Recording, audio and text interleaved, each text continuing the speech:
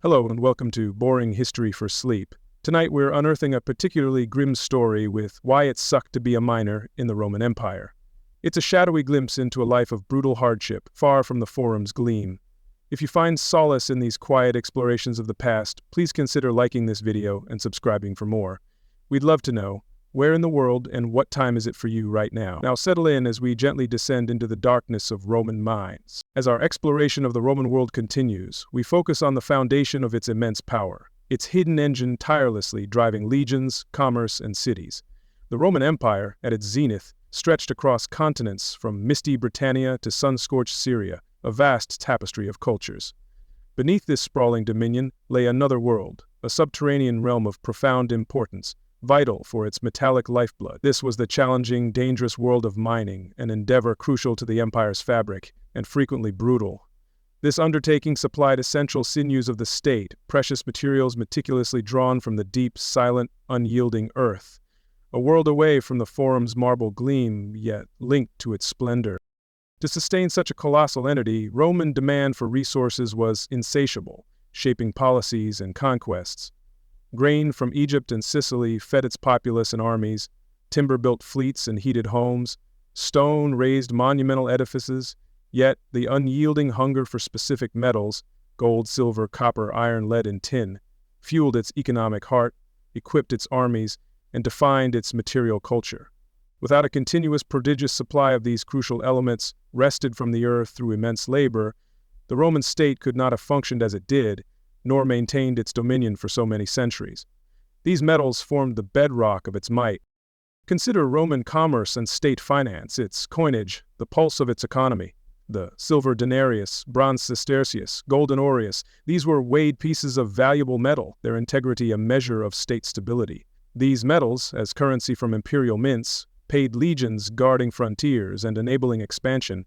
They funded grand building programs, temples, amphitheaters, aqueducts, proclaiming Rome's glory and serving citizens. This currency facilitated intricate trade, bringing silk, amber, wine, and oil to its bustling markets. This metallic flow was the essential lubricant of its sprawling economic system, enabling transactions large and small, from state requisitions to daily purchases. Silver, particularly, formed the backbone of the Roman monetary system for a significant period, especially during the Republic and early Empire. Its steady gleam in marketplaces represented economic stability and state authority. Vast quantities were needed to mint billions of silver denarii and smaller coins circulating throughout the empire, enabling everything from buying bread to paying imperial taxes. The quest for silver drove many of Rome's earliest, largest, and most sophisticated mining operations, particularly in Hispania. It was a ceaseless pursuit of this pale, precious metal, essential for maintaining economic cohesion and facilitating administration. Its extraction was a priority. Gold, rarer and more valuable than silver, served as high-denomination currency, the aureus and the ultimate symbol of wealth, power, and perceived divine favor. Emperors and the rich adorned themselves in palaces with gold objects. Golden statues honored gods and influential mortals. Intricate gold jewelry graced the elite. Beyond economic use, in coinage and bullion, gold was a powerful tool of prestige and imperial propaganda. Its radiant glitter reflected the perceived invincibility and riches of the Roman state. Securing new and existing sources of gold was thus a paramount strategic concern for emperors, influencing military campaigns. It was the metal of emperors and gods. Moving from precious metals to the sinews of Roman strength, we find common iron, workhorse of the ancient world. Less glamorous than gold, but critical to the empire's everyday functioning and endurance. Iron was king of utilitarian metals. Roman legions, backbone of imperial power, with superior weaponry, gladius, pilum, and articulated armor, lorica segmentata, were clad and armed with tough iron. The military's effectiveness, its ability to conquer and control territories, relied on a massive, consistent supply of this strong metal for armaments and campaign tools. Noricum steel was prized for its superior strength. Iron's importance extended far beyond battlefields. Iron-tipped plows tilling fertile lands, feeding millions and boosting agricultural output. It formed essential tools for artisans, blacksmiths, carpenters, stonemasons, who built and maintained Roman civilization's infrastructure. Millions of nails, hinges, locks, chains, cooking utensils, and everyday objects were fashioned from iron, making it indispensable in daily life. From grand public works to humble workshops, underpinning Roman society and its practical technology. Its utility was a mark of their ingenuity. Copper, alloyed with tin for robust bronze or zinc for brass, was a crucial workhorse metal, valued for versatility. Bronze was prized for casting detailed public statues or ornate temple doors, and resilient armor, shields, and helmets, especially before iron's universal adoption. Pure copper formed smaller coins, the as, some water pipes, and various household vessels, medical instruments, and decorative items. Its versatility, conductivity, and durability made it common in Roman military and civilian life, contributing to the relentless demand for mines. It was a truly ubiquitous material. Lead, a heavy, soft, easily workable metal, found widespread use in Roman engineering and daily life despite its known toxicity, often disregarded due to its usefulness. It was famously used for vast networks of water pipes, aqueducts often terminated in lead piping, fistulae, to distribute water in cities, to fountains, baths, and wealthy homes. Lead was also used for roofing sheets, coffins, as a component in soders, and even in some cosmetics, and as a wine sweetener, sapa, illustrating its pervasive presence. Its workability made it invaluable for many applications. Tin, not widely used alone due to softness, was a crucial alloying ingredient for durable bronze, a vital mixed metal serving diverse purposes from art to warfare. Demand for tin spurred long-distance, perilous trade routes, as major tin deposits were not as common as iron or lead. Roman merchants and mining operations sought tin from distant provinces, notably Britannia, Cornwall, and northwestern Hispania, securing these strategic resources for the empire's industries and military. Control of tin sources was a significant economic and strategic advantage, vital for maintaining the quality of their bronze. The scale of Roman mining, especially for gold, silver, and copper, was unprecedented, dwarfing earlier efforts. This wasn't small-scale digging. Roman mining involved enormous capital, sophisticated engineering, mining aqueducts, complex drainage with Archimedean screws and water wheels, and vast tunnel networks deep underground, requiring a huge, organized, and often ruthlessly managed labor force. Many large mines were imperial property, overseen by procurators or leased to private companies under strict state control and taxation. This ensured most metallic benefits flowed to the state treasury, supporting its administration and military superstructure. Relentless, large-scale extraction of mineral wealth directly fueled Roman expansionism and its military. Riches from conquered territories with ore deposits, like Dacia's gold, often paid for the conquests. A self-sustaining cycle. Continuous metal supply from mines maintained armies garrisoning sprawling provinces and keeping the Pax Romana. This allowed further intensive exploitation of human and natural resources in pacified territories. It was a clear cycle of conquest, resource extraction, economic growth for the elite, and consolidation of imperial power, with mining's hazardous work central to its continuation. The flow of metals was the flow of power. Where did Romans unearth essential metals underpinning their civilization? The empire's diverse geological bounty was spread far across its territories, from Hispania's sun-baked hills to Britain's misty landscapes, and eastward to Dacia and Anatolia. Each region offered unique mineral treasures. Romans, with characteristic pragmatism and organizational skill, adeptly identified, surveyed, and systematically exploited these sources with formidable, if often environmentally devastating and harsh efficiency. The long-term environmental cost from deforestation or hydraulic mining reshaping landscapes was rarely a primary concern in their calculations of profit and strategic gain. Resource acquisition was paramount. Hispania, Spain and Portugal, was the glittering jewel in Rome's mining crown, a source of incredible wealth. It yielded enormous silver, Sierra Morena, gold, Asturias, Galicia, copper, tin, and lead. Rio Tinto mines were worked on an industrial scale for silver and copper, leaving vast slag heaps. The most stunning testament to Roman ambition is Las Medullas, where destructive hydraulic mining, ruinamontium, using vast water volumes via aqueducts to wash away mountainsides, extracted immense alluvial gold. This left a dramatic alien landscape of reddish pinnacles, a monument to Roman engineering and its relentless drive for wealth. The scale was truly breathtaking. Across the Channel, Britannia proved surprisingly rich in mineral wealth. A factor in its conquest and occupation, the Mendip Hills were a major lead source, often with valuable silver extracted by cupellation. Dolacothi in Wales yielded precious gold from open-cast and deep-vein mining, using hydraulic techniques in extensive tunnels. Tin, essential for bronze, was famously sourced from Cornwall, greatly expanding pre-Roman trade, now intensified under systematic imperial demand for these strategic metals. British mines, though remote, were vital contributors to the empire's diverse resource portfolio. Eastward, Trajan's conquest of Dacia, modern Romania, in the early 2nd century AD brought rich gold mining regions into the Roman fold. Balburnus Maior, Rosia Montana, became a multicultural hub of intense, organized gold extraction, evidenced by preserved galleries and wax tablets.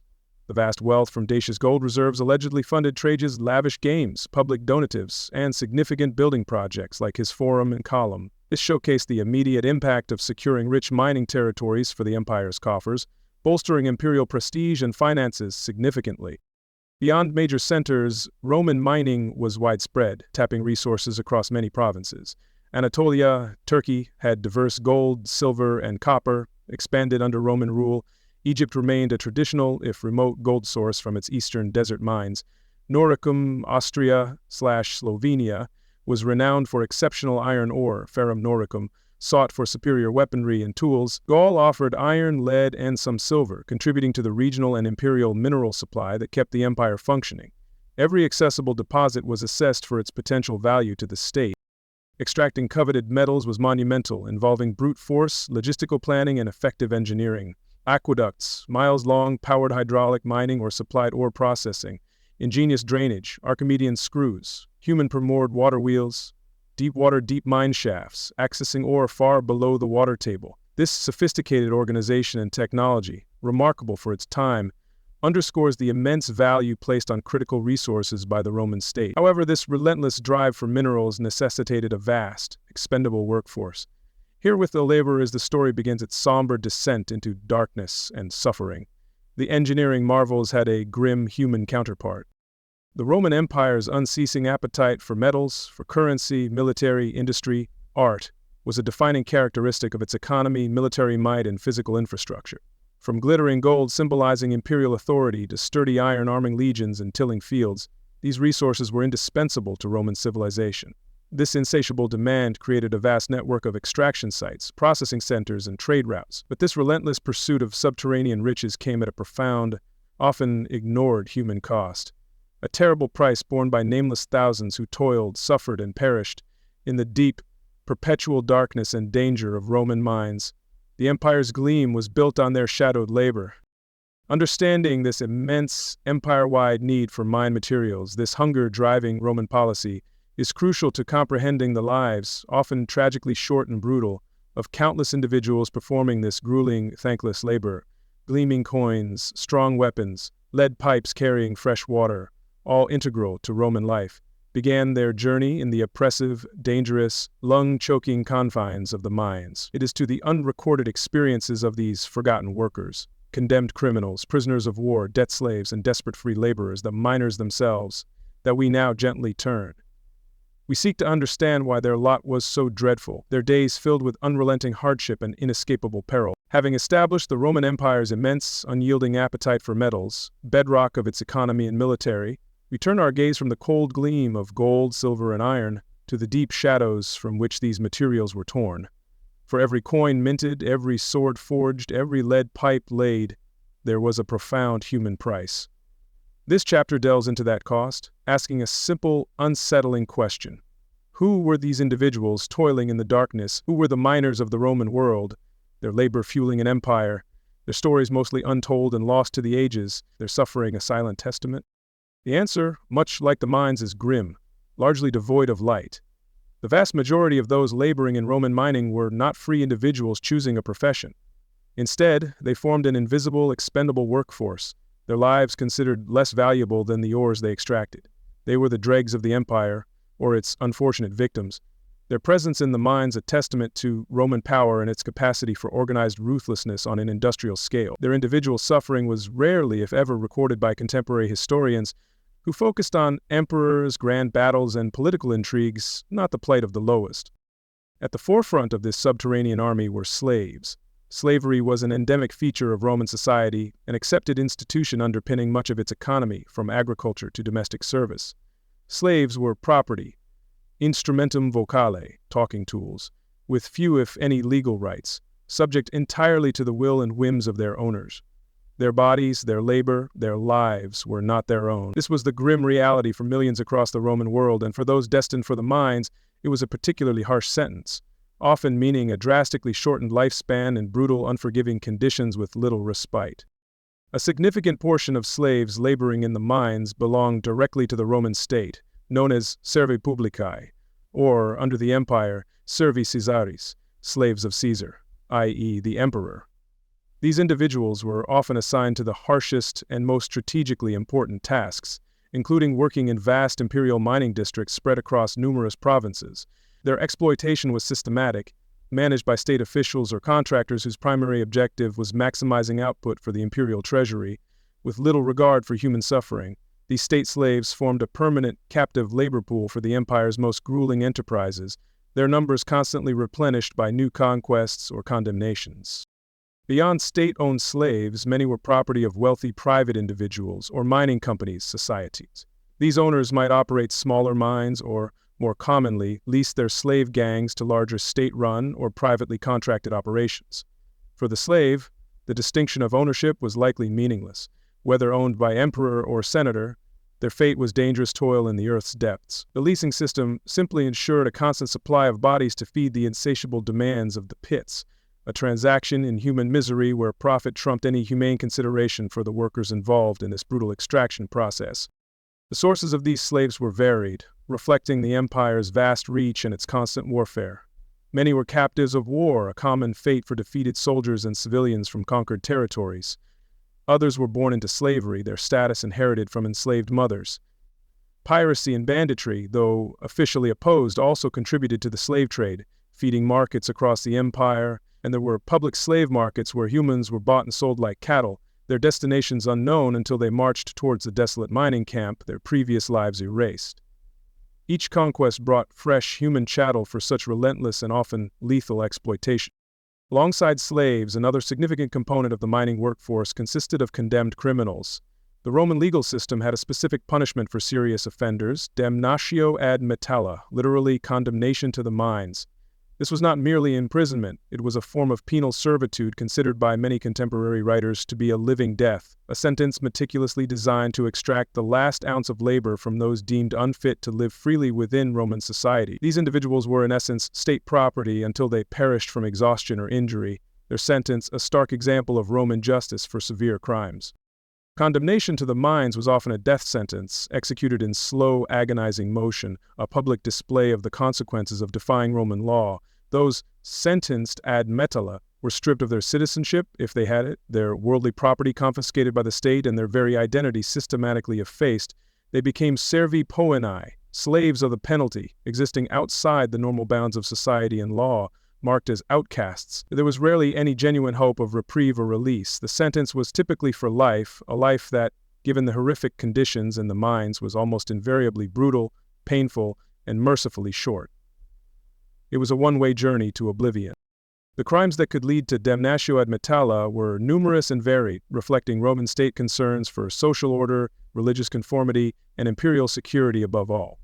They included serious capital offenses such as murder, treason, large-scale banditry, latrocinium, sacrilege against Roman gods or temples, and arson of public or private property. In certain specific periods of intense persecution, adherence to forbidden religions, most notably Christianity, could also result in this dire sentence for those who refused to recant. Essentially, any act deemed a sufficiently grave threat could see an individual dispatched to the lethal darkness of the mines. The condemned, upon their miserable arrival at the isolated mining sites, faced an existence of utter unimaginable degradation and hardship. They were often permanently branded on the forehead with hot irons to mark their servile status and to deter any desperate escape attempts. Heavy shackles and clanking chains were commonplace, further restricting their already minimal freedom of movement and ensuring they remained perpetually tethered to their grim workplace or miserable barracks. They worked under the constant vigilant watch of armed guards, often brutalized soldiers who enforced iron discipline with summary and savage efficiency. For the Damnati, the mines were a permanent, inescapable fixture. Prisoners of war constituted the third primary source of unfree labor in the demanding Roman mines. In an empire initially built and subsequently maintained through centuries of relentless military conquest and expansion, Victorious campaigns along the frontiers often yielded truly vast numbers of human captives. While some hightailed prisoners, like defeated chieftains or kings, might be ransomed for political gain or paraded in triumphal processions in Rome before eventual execution, or perhaps comfortable enslavement in elite households, the fate of common captured soldiers and unfortunate civilians from defeated populations was frequently much harsher and far less documented. For many, this meant immediate sale into slavery or direct conscription. The Roman state possessed an efficient, if callous, system for dealing with these human spoils of war, viewing them primarily as an economic asset.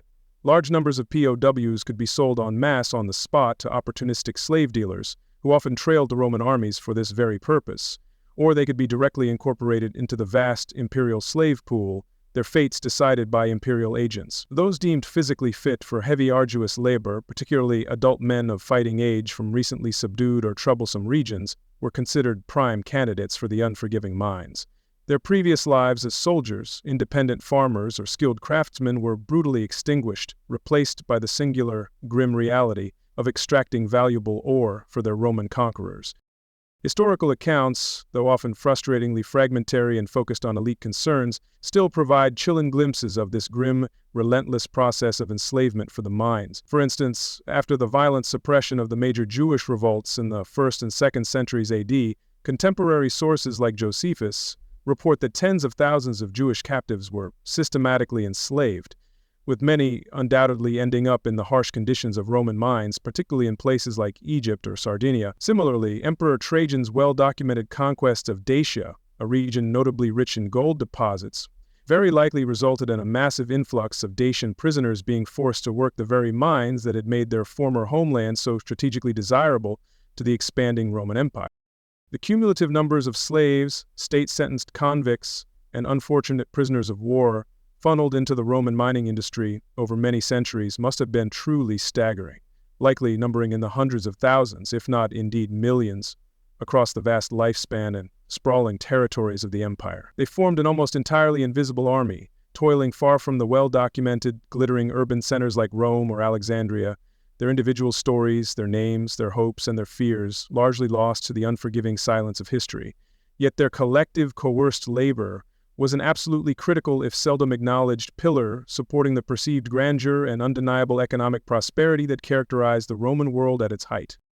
A defining characteristic of this unfree labor system within the Roman mines was the chillingly pragmatic concept of absolute expendability. For the Roman authorities, the mine operators, and indeed for society at large, these human beings were often treated as little more than another type of raw material, a resource to be efficiently used up and then easily replaced, as required by the demands of production. The predictably high mortality rates, an inevitable and accepted consequence of the horrific working conditions, were likely factored into the cold economic calculations of mine profitability.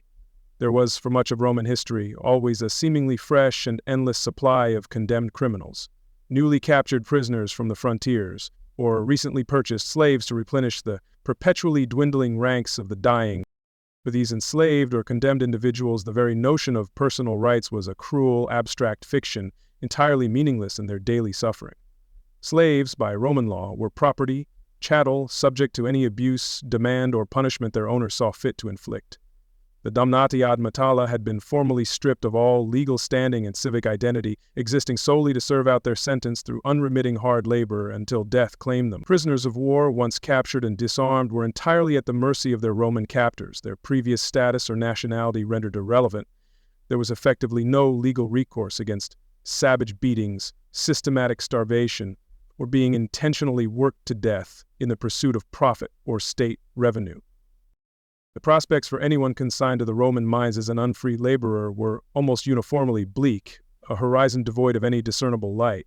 Survival itself was a desperate daily struggle against crushing exhaustion, chronic malnutrition from meager rations, rampant disease in overcrowded and unsanitary conditions, and the ever-present threat of horrific accidents in the unstable tunnels. Release from this torment was an exceptionally rare occurrence, almost unheard of. For slaves, freedom might theoretically come through manumission by a benevolent owner, but this was highly unlikely for those toiling in the brutal, remote, and profit-driven mining camps. For the condemned, the sentence was invariably for life, a life that would predictably be short and agonizing. It is crucial to acknowledge, however, that not every single person working directly in or peripherally around the complex Roman mines was entirely unfree. A small, yet sociologically significant, minority consisted of free laborers, possessing Roman citizenship or at least free provincial status. These individuals, possessing their personal freedom and some measure of legal rights, stood in stark material and legal contrast to the enslaved and condemned masses who formed the bulk of the workforce. Their presence, however, raises important questions. Who precisely were these free workers? And what on earth would compel someone to voluntarily enter such a notoriously dangerous, unpleasant, and socially stigmatized environment? Among the relatively few free workers present in mining districts were certain skilled specialists whose particular expertise was deemed essential for the efficient planning and functioning of any large-scale mining operations. These could include experienced mining engineers, architectes, responsible for designing and overseeing the construction of shafts, adits, and vital drainage systems, meticulous surveyors, mensuals, who located and carefully assessed the potential of ore deposits, and perhaps some highly specialized types of miners proficient in particular advanced techniques like controlled fire setting to fracture rock, or the delicate extraction of specific types of valuable ores.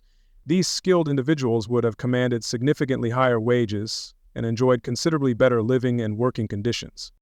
There were also likely some unskilled or semi-skilled free laborers present, particularly in mining regions where alternative forms of stable employment were extremely scarce or non-existent. These might be impoverished local peasants seeking seasonal work, landless individuals, or itinerant migrant workers driven by crushing debt, sheer desperation for any form of income, or perhaps the faint, often illusory lure of wages that, while probably meager by urban standards, were still preferable to outright starvation or vagrancy. For these free but poor individuals working in the mines or in associated surface tasks like ore crushing, washing, or transport was a grim choice, born out of harsh economic necessity rather than genuine aspiration. While free laborers undoubtedly experienced conditions far superior to those brutally endured by the legions of slaves and convicts, it is vital not to romanticize their difficult situation. Mining, by its very nature, remained an inherently dangerous and physically demanding occupation for everyone involved, regardless of legal status. They too faced constant risks of terrifying tunnel collapses, asphyxiation from poor air quality and noxious fumes, debilitating lung diseases from dust inhalation, and severe physical exhaustion from long hours of manual labor. Their wages might have provided a basic, precarious subsistence, but their daily work was still exceptionally grueling and often shortened their lives considerably compared to other, less hazardous professions. A rigid, clearly defined hierarchy governed the isolated and often militarized mining camps. At the very top were the Roman state officials, typically equestrian procurers, directly representing the emperor's interests, or the private company agents and major leaseholders, conductores. Below them, a cadre of overseers, execuadores, custes, decuriones operum, who were often active soldiers, experienced freedmen with technical knowledge, or even occasionally trusted and feared slaves, managed the intricate day-to-day operations and enforced strict, often brutal discipline upon the general workforce. This hierarchy ensured the systematic extraction of resources, but also reinforced the profound dehumanization of those at the bottom of the pecking order. For the overwhelming majority within the mines, the countless slaves, the hopeless condemned, the traumatized prisoners of war, the single defining feature of their wretched existence was the utter, crushing, and inescapable lack of hope for any future improvement or release. Each grueling day was a monotonous, spirit-baking cycle of backbreaking labor, pitifully meager rations of coarse food, and the constant looming threat of severe injury or sudden death, with absolutely no realistic prospect of change, escape, or mercy. This profound psychological toll, the slow, certain erosion of the human spirit in the face of such relentless, inescapable suffering and abject despair, must have been as utterly devastating as the unceasing physical hardships they endured. It is far too easy when discussing such historical realities to speak of these workers in detached, abstract categories as mere slaves, criminals, or prisoners of war, units of labor. But it is vitally important, even across the vast gulf of centuries, to remember that each one of these individuals was a human being with a name, a personal history, a family, and perhaps once, dreams for a future that was stolen from them: a father, a son, a brother, a skilled craftsman, a simple farmer, a brave soldier. Their forced, uncompensated labor built Roman wealth and funded its armies, but their stolen lives and their immense, unrecorded suffering represent the true, often deliberately forgotten, human cost of that glittering, dominant imperial edifice. Having now in some small measure met the varied individuals who populated these grim subterranean workplaces, and understood the predominantly unfree, coerced, and utterly hopeless nature of their daily existence, we can perhaps begin to more clearly imagine the specific daily realities they faced, from sunless dawn to exhausted night, the precise nature of the dangers that lurked in every shadow, the types of backbreaking tasks they were forced to perform, the meager sustenance that barely kept them alive, and the ever-present chilling shadow of death. These harrowing details will be the focus of our continued, quiet descent into why it truly and profoundly sucked to be a miner in the Roman Empire. For now, let the solemn weight of their collective, largely silent story settle upon us, a quiet, respectful acknowledgement of their many lost lives and their enduring, invisible contribution. We've considered who the Roman miners were: slaves, condemned, prisoners. Now we follow them into their place of toil, leaving sunlight and fresh air far behind, descending into the earth's bowels. This chapter illuminates the harrowing physical environment and brutal labor defining life and often death for a Roman miner. It is a journey into perpetual darkness and unceasing hardship, a realm designed by necessity but experienced as torment, far from the civilized comforts of the world above which their labor unknowingly supported, a stark contrast to the gleaming cities. Entry into a Roman mine was often the first shock. No comfortable conveyances here. Access was via perilously narrow vertical shafts, sometimes hundreds of feet deep, descended on swaying ropes, or by clinging to crude notches in the walls. Alternatively, entry might be via long, sloping adits driven into hillsides, often just wide enough for one person, forcing a stooped, shuffling gait into the ever-increasing gloom and the stale, unchanging air of the underworld, a prelude to the confinement that awaited them within the deeper, more oppressive workings of the mine. Once beyond the immediate entrance, the most striking feature of the underground world was the complete absence of natural light. The sun, moon, and stars became mere memories, irrelevant in this man-made underworld. Every flicker of daylight was extinguished within yards of the mine's mouth or shaft's top, replaced by an impenetrable Stygian blackness that pressed in from all sides, a darkness that was not merely an absence of light, but a palpable, heavy, and disorienting presence that defined their every waking, working moment. This perpetual darkness was more than a physical condition, it was a profound psychological burden. To exist day after day in a world where the only light was artificial and meager had a disorienting and demoralizing effect. The natural rhythms of day and night were lost. Time itself could become distorted, marked only by changing shifts, the ache of muscles or gnawing hunger. His endless night contributed to the sense of hopelessness pervading the lives of unfree miners, a constant reminder of their removal from the sunlit world above, a living entombment. The sole source of illumination in these oppressive depths came from small, flickering oil lamps. These were typically simple terracotta lamps, small enough to be carried, set into rock niches, or perhaps attached to miners' foreheads with rudimentary straps. Each lamp cast only a feeble, localized pool of yellow light, struggling to pierce the overwhelming blackness beyond its immediate reach. Hundreds of these tiny flames scattered like faint stars through miles of tunnels, each a fragile beacon in an ocean of deep, impenetrable, and often terrifying shadows.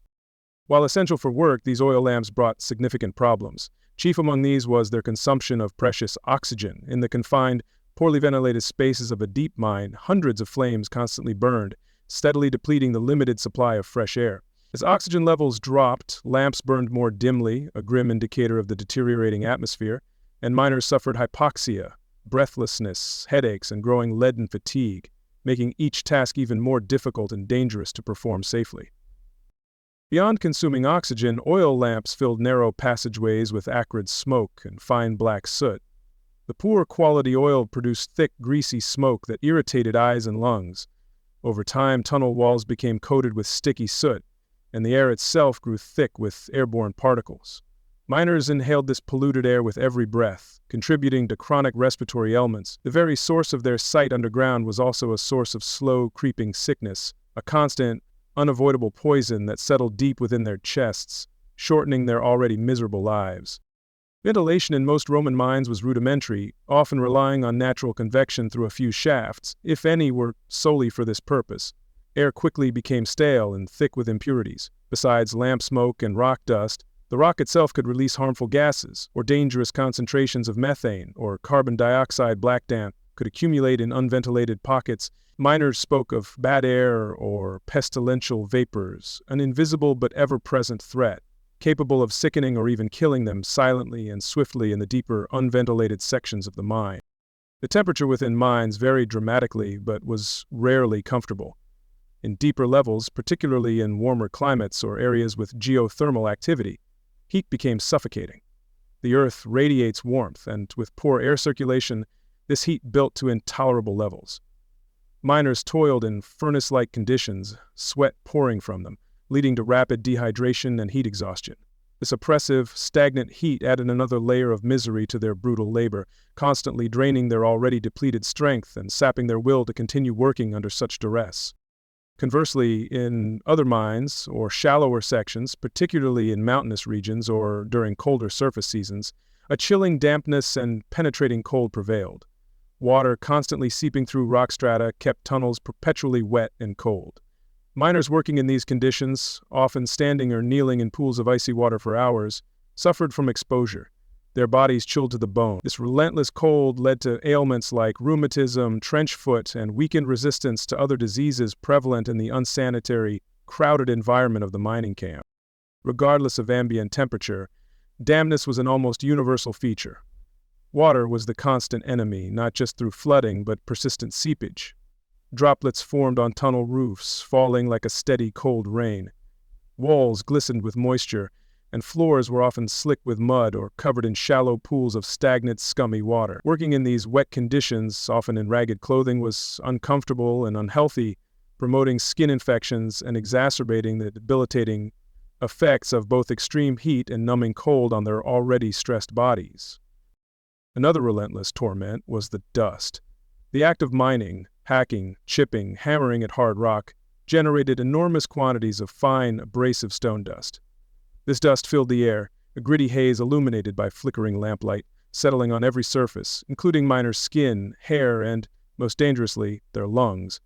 It was inescapable, a constant companion. With every swing of the pick, every blow of the hammer, fresh clouds of this choking particulate matter were released into the confined atmosphere of the working place, gradually filling their airways. Long-term inhalation of this rock dust had devastating consequences for respiratory health.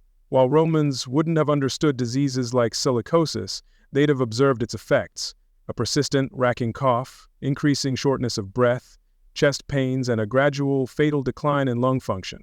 The lungs of these men slowly solidified, turning them into respiratory cripples long before old age. This miner's consumption was a common, cruel end, a direct result of the air they were forced to breathe to extract wealth for others. Working spaces were often incredibly cramped. Tunnels and galleries were excavated just large enough to follow an ore vein with little thought for worker comfort or safety.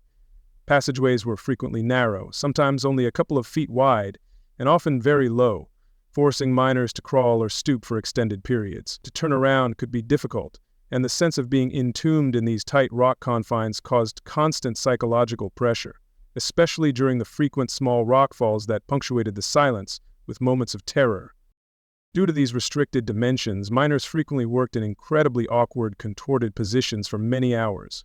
They might lie on their sides in narrow seams, kneel in low-ceilinged stopes, or stoop precariously on ledges, all while wielding heavy tools against the unyielding rock. Such unnatural postures, maintained for prolonged periods, led to severe muscle cramps, chronic joint pain, and permanent skeletal deformities. The human body was not designed for such sustained abuse, yet it was the daily, unremitting reality for these forgotten laborers of the vast Roman Empire. The labor itself was, almost without exception, characterized by its sheer, unremitting physical intensity.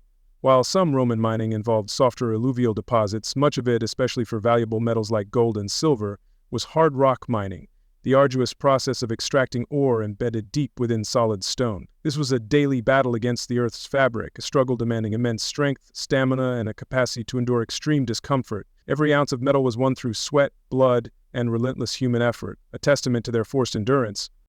Tools available to the Roman miner were tragically simple, entirely reliant on raw human muscle. No explosives beyond cumbersome fire setting, no power drills, no mechanized equipment eased their burden. Their arsenal consisted of basic implements, heavy and often crudely made, unchanged for centuries. Each tool was an extension of the miner's physical strength, channeling energy directly into the stubborn rock face. Mine efficiency depended entirely on how hard and long these men could wield these primitive instruments under the watchful eyes of their overseers. Primary tools for breaking ore were heavy iron picks and mattocks, with a pointed end for prying and a chisel-like blade for cutting.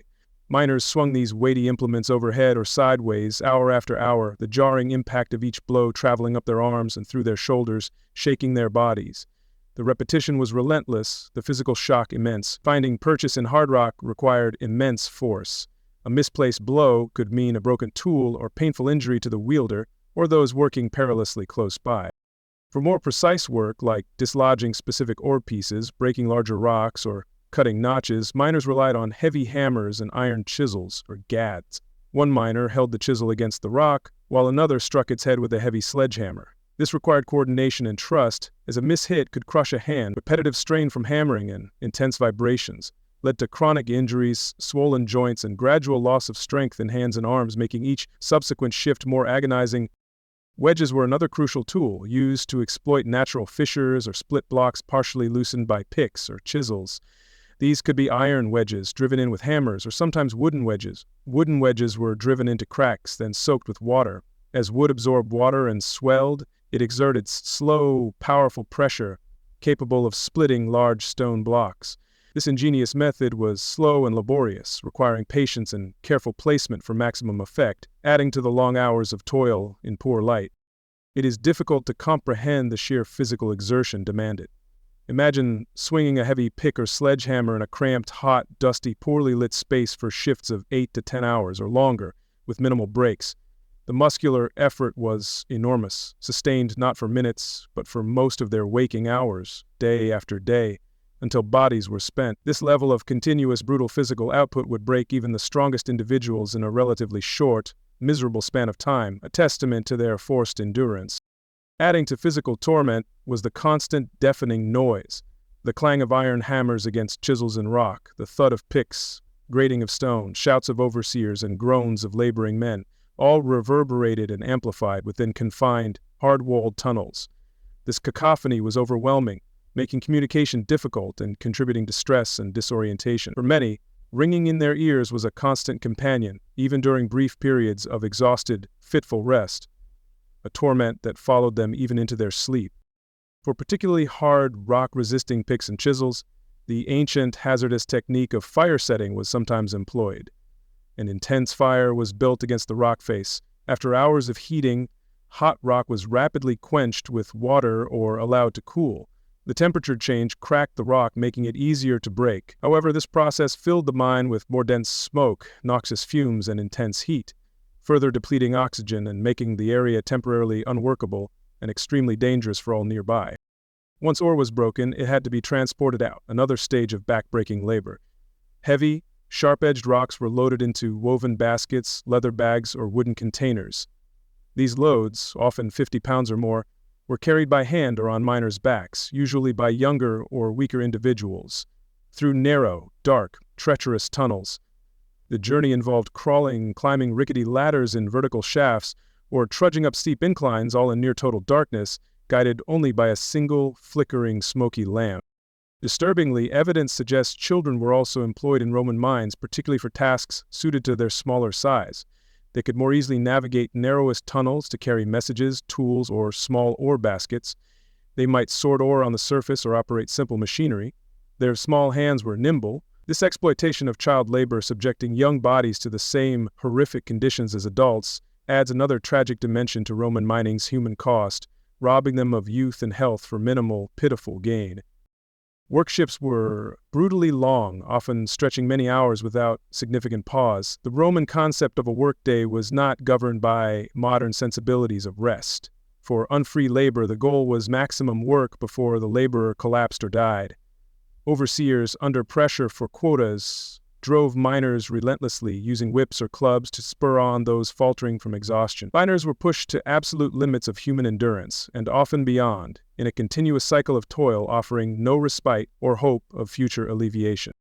The cumulative physical toll of this environment and labor was immense, devastating. Miners suffered chronic muscle and joint pain, hernias, deformed spines, skin diseases from damp and filth, and eye infections. Accidents were frequent, often fatal. Rockfalls, falls down shafts, tool injuries, Survivors were often broken shells, bodies prematurely aged and ravaged by unceasing demands, spirits crushed by unrelenting misery. Their scarred bodies were a testament to the mine's brutality, a chronicle of suffering etched in flesh and bone. The physical environment below ground in a Roman mine was a meticulously crafted hell of perpetual darkness, foul air, extreme temperatures, constant dampness, and choking dust. The labor demanded within this hostile realm was of an intensity that strained modern comprehension, performed with primitive tools, relying solely on human bodies treated as expendable. It was a brutal symbiosis of torturous workplace and torturous work. We see more clearly the daily suffering that defined why it sucked to be a Roman miner, a testament to human resilience against unimaginable adversity, yet an indictment of the system demanding such sacrifice for imperial gain and private profit. We've peered into the Roman mine's gloom and felt the labor's weight. Beyond darkness, foul air, and toil lay constant, lethal danger. For the Roman miner, every moment underground was a gamble with fate.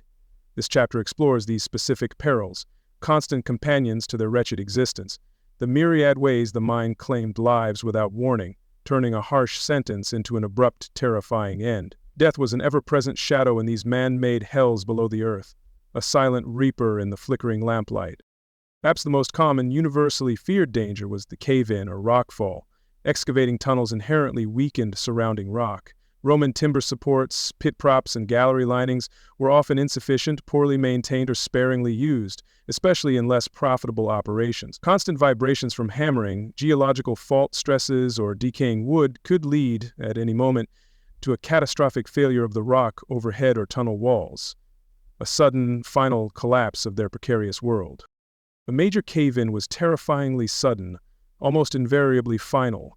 One moment a miner toiled, the next a thunderous roar, a rush of air, then an avalanche of stone and earth, tons of rock crashing down, sealing passages, crushing bodies instantly. There was rarely time to react. To be buried alive in deep darkness, perhaps injured and trapped, was a fate of unimaginable horror. Rescue attempts, given instability and lack of equipment, were seldom feasible or even attempted for mere slaves or convicts, their lives deemed expendable. Water, life-giver on the surface, was another relentless enemy in the mines. Underground workings frequently cut water tables, intersected hidden springs, or were prone to seepage from rainwater. Controlling this influx was a constant, laborious battle. Even a minor, steady flow turned working areas into muddy quagmires, while a significant breach could rapidly transform a mine section into a death trap, threatening to drown those in lower levels or cut off vital escape routes. A slow, cold death in the encroaching water. The danger of flooding was acute.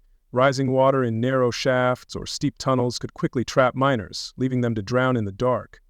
While Romans were ingenious engineers, employing drainage adits, Archimedean screws, and human-maneuvered water-lifting wheels, especially in large state-run mines, these systems were expensive, required constant maintenance, and could be easily overwhelmed by sudden water incursions. In smaller operations, such sophisticated drainage was often entirely absent, lives being cheaper than extensive engineering projects. Beyond visible threats of falling rock and rising water lay invisible killers, toxic fumes and noxious gases. Confined spaces and poor ventilation allowed dangerous concentrations of airborne poisons to accumulate, often without visual warning. These fumes emanated from ores during extraction, were released by disturbed geology, or were byproducts of processes like fire setting. Miners breathed this poisoned air hour after hour, the slow corruption of their bodies from within, or sometimes a swift, silent, and agonizing end to their suffering. In mines extracting lead ores like galena, dust and fumes carried fine lead particles. Romans valued lead but were somewhat aware of its ill effects, noting ailments of metalworkers. Inhaling or ingesting lead dust led to severe colic, limb weakness, tremors, paralysis, and profound neurological damage, delirium or madness. For miners, constant, unavoidable exposure meant slow poisoning, their bodies absorbing the heavy metal with every painful breath and every contaminated sip of water, a creeping sickness. Perhaps more notorious were mercury mines like Spain's Almaden, producing cinnabar for quicksilver, valued for gilding and medicine. Its mining was exceptionally hazardous. Exposure to mercury vapor and dust caused devastating health problems. Persistent tremors, the Almaden shakes, loosening teeth, kidney damage, and severe neurological disturbances. Memory loss, depression, terrifying hallucinations leading to madness. For those condemned ad Metalla to these specific mines, It was one of the swiftest, most dreadful, and inescapable death sentences. Sulfur compounds were another common hazard, associated with ores like copper or iron pyrites. Dust from these ores irritated the respiratory system, but acute danger came from sulfur dioxide gas. This pungent, choking gas, released when sulfur-bearing ores were broken or during fire setting, caused severe irritation to eyes, nose, and throat, leading to violent coughing, lung inflammation, bronchitis, pneumonia, and in high concentrations, rapid asphyxiation. It was a sharp, acrid, burning threat in the already foul, stagnant air. Arsenic, often found with gold, silver, and copper ores in minerals like arseneopyrite, posed another insidious threat. While its specific toxicology might not have been fully differentiated by Roman physicians from other metallic poisons, its harmful effects were apparent. Chronic exposure to arsenic-laden dust and fumes led to severe gastrointestinal distress, skin lesions, muscular weakness, nerve damage, and ultimately systemic poisoning and a painful death. The quest for precious metals meant daily contact with these deadly associated substances. Beyond specific metallic poisons, general bad air or spiritus lethalis, deadly breath, described by writers like Pliny, could encompass other dangers. Carbon dioxide accumulations, black damp, odorless and heavier than air, settled in poorly ventilated lower workings, causing suffocation by displacing oxygen. Less commonly in metal mines, but still a risk, methane, released from rock strata, could mix with air to form an explosive mixture, which, if ignited by a lamp, meant a devastating blast and fire, a terrifying flash of destruction. The vertical, chaotic layout of many mines created numerous opportunities for devastating falls. Miners navigated deep shafts using precarious, poorly maintained wooden ladders, or slippery, crude footholds in rock. A lost moment of concentration, a slimy patch, a rotten rung, or dizziness from foul air could send a man plummeting into darkness. Smashed on rocks or timbers below, working on narrow ledges or unstable platforms within larger stopes also carried constant risk of a fatal misstep into the abyss. Heavy, primitive tools were themselves a source of frequent serious injury in cramped, poorly lit conditions where men worked closely. A misaimed sledgehammer blow could crush a hand or foot. A pickaxe could glance off rock, striking the user or someone nearby. Drop tools from higher levels caused severe head injuries. Exhaustion and poor visibility exacerbated these risks, turning everyday implements into instruments of accidental mutilation or death. Even minor cuts quickly became infected in the filth. Even without major cave-ins, smaller falling pieces of rock or ore were a constant menace. As miners worked overhead, or timbers creaked, loose stones dislodged, raining down on those below. Without proper head protection, helmets were rare, and poor quality for the lowest workers. Even a small rock, falling from height, could inflict a fatal or incapacitating blow. Every creak of rock, every skittering pebble, was a reminder of this persistent, unpredictable, and potentially lethal threat from above. Let us imagine a day for Drusus, a condemned criminal. His day begins before dawn, with overseers' harsh shouts rousing hundreds from fitful sleep on damp earth or rough bunks in bleak, overcrowded barracks. A meager portion of coarse bread or gruel, perhaps watered-down sour wine, is his only sustenance. The air is thick with smells of unwashed bodies, sickness, and despair, a prelude to the mind's own unique horrors. Still shackled or closely guarded, Drusus and fellow condemned are herded out. If the mine is distant, they face a forced march in chilling pre-dawn air or baking sun. Guards tolerate no straggling, whips quick to enforce pace. The mine entrance, a dark maw in the mountainside or gaping hole, offers no comfort, only grim acceptance of the day's descent into peril, a familiar, stomach-churning dread settling in. At the mine entrance, Drusus collects a sputtering oil lamp, then the perilous descent. If a shaft mine, he might cling to a greasy rope, bare feet seeking purchase on slippery notches, the abyss below. Or he trudges down a long, sloping adit, feeble lamplight barely illuminating the uneven path, air growing colder, staler, heavier with a scent of damp rock and something unwholesome. Each step takes him further from the living world. Finally, Drusus reaches his designated workface, perhaps a narrow gallery deep within.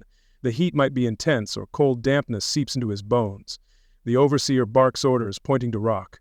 Drusus picks up his heavy iron pick and hammer, their cold weight familiar in calloused, aching hands. His muscles, sore from previous labor, protest as he prepares for the first swing. Meager light casting dancing, distorted shadows on glistening rock walls. Then, Hours of relentless backbreaking labor commence, swinging the pick again and again against stubborn rock, jarring impact vibrating through his tired body. Air fills with choking dust, each breath a gritty torment. The noise of his own work and others nearby is a deafening, unending cacophony. He feels sweat or chilling damp on his skin. Perhaps he works lying on his side in a seam so narrow he can barely move, rock ceiling inches from his face, listening for any creak signaling rockfall.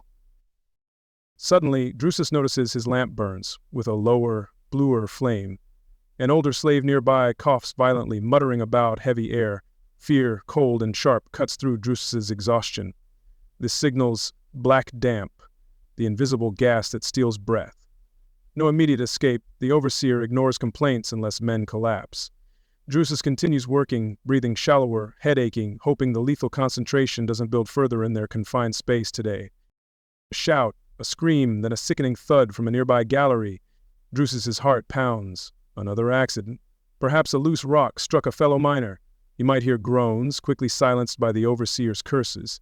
The injured man, if not killed, is dragged away, fate uncertain but grim. No pause in work for others, a replacement found, or extraction continues, a stark reminder of their utter expendability. If fortunate, a brief, nominal midday break, perhaps dry bread, a sip of water tasting of its goatskin bag. This respite isn't in sunlight, but some wider cavern, or near a ventilation shaft, air still thick with dust and toiled smell. Little conversation, only weary men chewing, coughing, tending minor cuts with dirty rags. Overseers watch, ensuring the break isn't a moment too long before torment resumes. Then, back to the rock face. Afternoon hours drag heavily. Drusus's meager energy is gone. Deep, bone-weary exhaustion sets in, making each pick swing in agony, each ore basket an impossible weight. His movements become slower, less precise. In these fatigue-induced moments, when concentration falters, risk of accidents, a misplaced blow, a stumble, inattention to groaning timber, grows even greater, a silent predator awaiting the weak and unwary. As Drusus hammers a chisel held by another slave, a sudden sharp crack echoes from rock above. Dust and small pebbles rain down. Both men freeze, hearts leaping, expecting the roof to collapse. The overseer bellows at them to keep working. After tense moments, nothing more happens. A near miss, a reminder the mine is always alive, shifting, capable of claiming them. They resume work, fear lingering, and added weight. In another gallery, Drusus might bail water, standing ankle-deep in cold, muddy water for hours, passing leather buckets along a human chain. Dampness chills him to the core, skin raw, movements sluggish. Risk of slipping on the slick floor is constant. Here, danger isn't just catastrophe, but slow onset of illness from prolonged exposure, water sapping strength and will to survive another day in this watery hell, a cold, creeping death. Finally, after an eternity, the signal for shifts end. For Drusus, the agonizing ascent. If in a deep shaft, climbing ropes or notched walls, muscles screaming, hands raw, is more perilous exhausted. If via an adit, a long, stumbling trudge towards distant, fading daylight. Or back to a less deep, equally grim part if quartered underground. Each step a victory against gravity and utter weariness, a painful crawl back from the grave. Back in squalid barracks, another meager meal. Drusus might clean some grime with a little water if available. He sees fresh injuries on others, hears coughing fits echo, groans of men in pain. Sleep, when it comes, is fitful, haunted by darkness, noise, fear, and ghosts of those not making it through the day. No true rest, only brief cessation of labor before the cycle of torment begins anew with the overseer's first shout. For Drusus, and thousands like him, survival in Roman mines was not skill or strength alone, but a grim lottery, a daily gamble against overwhelming odds. Each day endured was a bitter triumph, yet each dawn brought fresh perils. Ever-present dangers, cave-ins, floods, toxic air, falls, injuries. Insured life was cheap, death an expected, mundane occurrence. This constant dance with mortality was the price of the Empire's hunger for Earth's treasures, a cost paid in countless broken bodies and shattered lives, a silent scream from beneath the Roman peace. Having endured the terrifying darkness and relentless dangers within Roman mines, one might imagine moments above ground offered some respite. Yet, for most miners, particularly the unfree, surface life was merely an extension of their suffering, a different facet of their unending imprisonment. This chapter unveils the crude settlements, minor villages or camps, clinging precariously to edges of extraction zones. We explore conditions awaiting those emerging from the depths, only to face a different, sun-baked or windswept bleakness, devoid of true solace or recovery. These mining settlements were rarely places of natural beauty, typically situated in isolated, desolate regions, chosen solely for proximity to ore deposits. They could be on windswept hillsides, in remote mountain valleys or arid deserts where water was scarce. Mine convenience dictated location, with little regard for human habitation suitability. These were frontier outposts of exploitation, far from Roman urban comforts, existing in their own grim world, often beyond the reach of any compassionate oversight, ruled by immediate necessity and profit. Primary accommodation for the enslaved and condemned workforce consisted of crude, hastily built barracks, long, low buildings of rough fieldstones, unworked timber or sun-dried mud bricks. Roofs of thatch, crude shingles, or packed earth offered minimal protection against harsh weather. These structures were for utility and containment, not comfort, resembling animal pens more than human dwellings, starkly functional and devoid of any feature that might suggest care for the inhabitants, a clear message of their low status. Inside these barracks, conditions were invariably appalling due to extreme overcrowding. Hundreds of men, sometimes women and children, packed tightly with minimal personal space, often just enough room to lie on hard earth or rough wooden platforms. Ventilation was an afterthought, few windows, meaning air quickly became foul, thick with smells of unwashed bodies, stale food, sickness, and human waste. In such close quarters, diseases spread with terrifying rapidity, a constant threat to the weakened inhabitants, turning sleep into a shared experience of misery. While unfree masses endured barrack squalor, a few individuals might occupy slightly better, though still rudimentary, separate huts. These could be for essential, skilled free workers, engineers, or master smiths, or perhaps lower-ranking overseers, if not billeted separately. These small, detached structures offered a fraction more privacy and marginally better construction, but were still basic, contrasting starkly with comfortable Roman urban housing. For the average miner, such humble huts were an unimaginable, distant luxury, far beyond their reach. Mining settlements typically lacked any proper civic infrastructure found in small Roman towns. No paved streets, only muddy tracks becoming impassable quagmires in wet weather. Proper drainage was usually non-existent. Rainwater, wastewater, and overflowing latrines created stagnant pools and rivulets of filth running between dwellings. This lack of basic sanitation contributed significantly to the pervasive stench and high incidence of disease plaguing these grim communities day and night, making the air itself a carrier of sickness. These mining villages were, in essence, secure prison compounds, often surrounded by high walls, topped with sharpened stakes, or by deep ditches and palisades, preventing escape attempts. Watchtowers, manned by vigilant guards, surveyed the entire area day and night. Entrances and exits were heavily guarded, movements strictly controlled. The layout was designed not for community, but for maximum security, surveillance, and absolute control of its captive population, a constant visual and psychological reminder of their inescapable imprisonment. The landscape immediately surrounding these settlements was invariably scarred by mining activities. Hillsides denuded of trees, clear-felled for mine supports, fuel, or fire setting. Great heaps of waste rock and slag accumulated, creating ugly, unstable mounds. Water sources downstream were often heavily polluted with toxic tailings, heavy metals, and sediment runoff, rendering them unsafe for drinking and killing local aquatic life, further despoiling the already harsh and unforgiving environment around their wretched homes. For miners, brief hours of so-called rest in barracks offered little relief, awakening before dawn, often in complete darkness, roused by guards' shouts and kicks. Barrack interiors were cold or stiflingly hot, always damp, air thick with accumulated breath and body odor, punctuated by coughing, groaning, and restless stirring of men dreading the day. No gentle awakening, only a harsh recall to another cycle of suffering and relentless, soul-destroying toil that awaited them. Morning routine, if such it could be called, was brutally brief, devoid of personal dignity, ablutions minimal, perhaps a splash of cold, dirty water from a communal trough if accessible. No privacy for washing or relieving oneself. Everything done in full view of others, under watchful eyes of guards. This complete lack of personal space and inability to maintain basic hygiene contributed to miners' degradation and rapid spread of skin diseases and infections within the packed camp. Food provided to unfree miners was at bare subsistence levels, just enough calories to keep them alive and capable of performing arduous labor, but no more.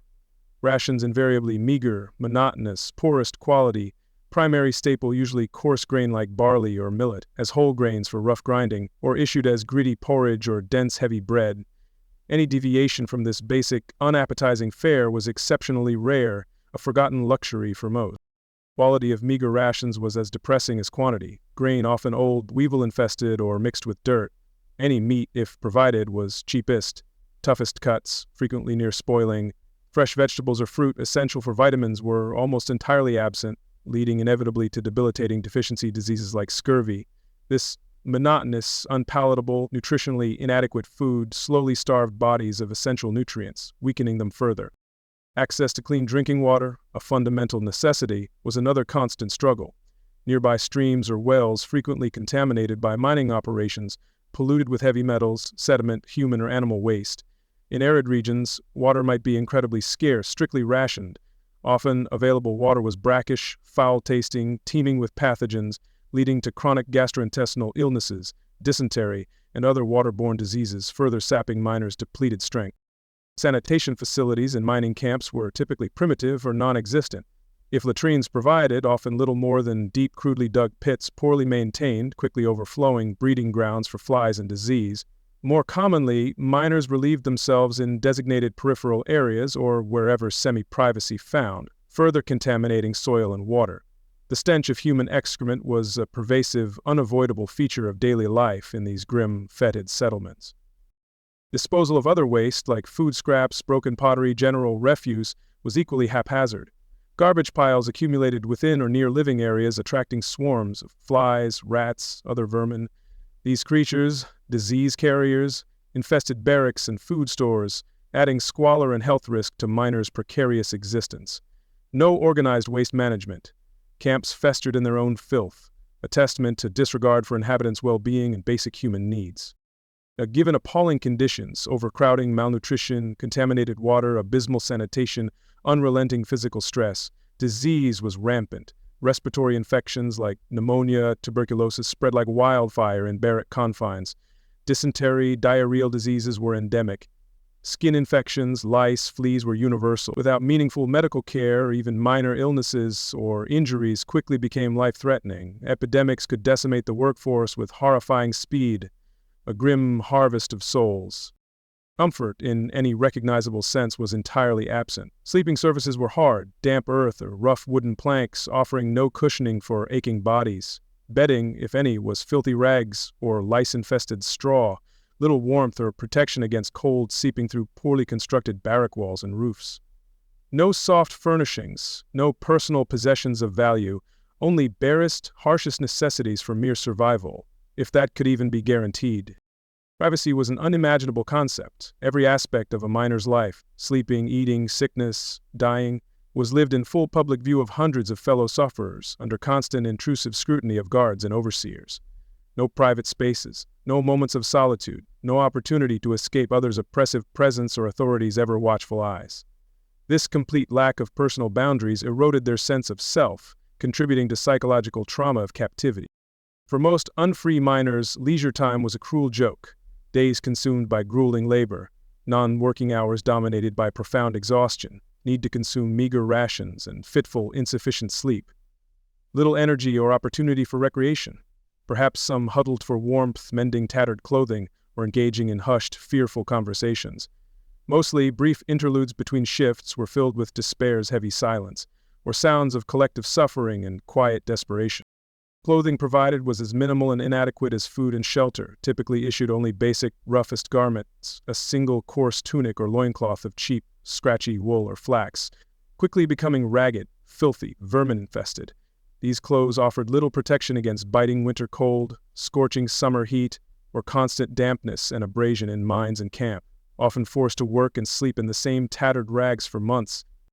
Life above ground as below was dominated by constant, oppressive presence of guards and overseers. These men, often from the military or brutalized freedmen, enforced the mine's harsh discipline, arbiters of daily life and death. Primary role: ensure maximum production, prevent resistance or escape. They patrolled barracks, supervised ration distribution, maintained a fear climate through visibility and readiness for violence for slightest infraction, imagined or real. Interactions between miners and captives were invariably characterized by brutality and arbitrary power exercises. Discipline maintained through fear. Guards and overseers had virtually unlimited authority to punish, wielding it with callous indifference or sadistic pleasure. A miner deemed working too slowly, showing defiance, or simply catching a cruel guard's eye could expect immediate violent response. No appeal, no justice, only raw imposition of force. Punishments for minor infractions were swift, public, severe, designed to intimidate the entire workforce. Flogging with heavy whips or rods was common, leaving victims maimed. Deprivation of already meager food rations was another cruel control tool. Assignment to harder tasks or extra labor hours could be imposed. For serious offenses like escape attempts or striking an overseer, punishment was often summary death, a stark warning. Beyond officially sanctioned brutality, miners were subject to unofficial abuse and corruption by guards. These men, often poorly paid, operating with little oversight in remote locations, might steal pitiful rations, extort sexual favors, or demand bribes for slightest leniency or to avoid unmerited punishment. This petty tyranny added another layer of daily torment and unpredictability, making miners vulnerable to whims of any guard with a grudge. The cumulative effect of constant surveillance, arbitrary discipline, pervasive brutality was an unyielding atmosphere of fear. Miners learned survival depended on absolute subservience, invisibility, never questioning orders, enduring suffering silently. Any spark of resistance was ruthlessly crushed. This psychological conditioning, breaking the human spirit, was as crucial to Roman mining's functioning as physical coercion, ensuring a compliant, deeply resentful workforce that posed little threat. In such a dehumanizing environment, moments of genuine human connection or kindness were exceptionally rare between captor and captive. An overseer might occasionally turn a blind eye to minor infraction from apathy, not compassion. A slightly more humane guard might treat workers with gruff professionalism, not outright sadism. These were fleeting exceptions. More commonly, the relationship was cold indifference at best, or active, calculated cruelty, the system stripping away empathy.